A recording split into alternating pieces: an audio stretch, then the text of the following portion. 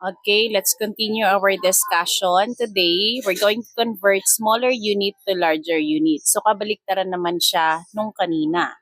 So, number 1 here is 5 meters. Ko-convert natin sa kilometers. So, pabaliktad ang ating movements. Instead na right, papunta naman tayo ngayon sa left. So, from M to km, so you have here 1, 2, 3.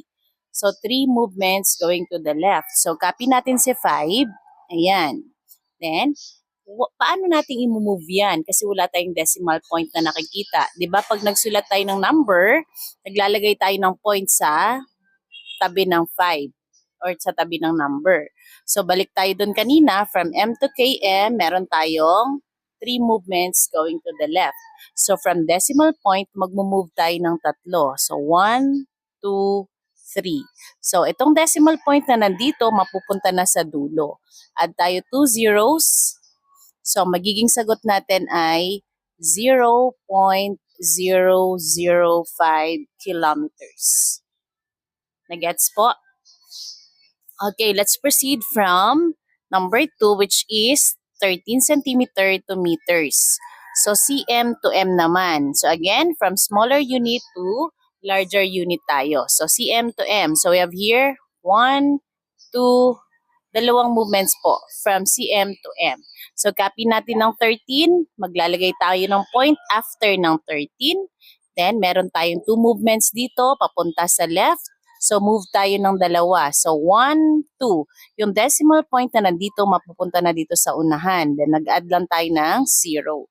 So, that is 0.13 meters. Next, for number 3. So, we have here 2.5 millimeters to decimeters. So, same movement po.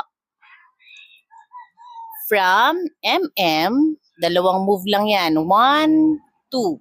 So, sulat natin ang 2.5. Ayan, may decimal point yan. Again, kapag may decimal point nang provided, doon na tayo magsa-start ng movement natin.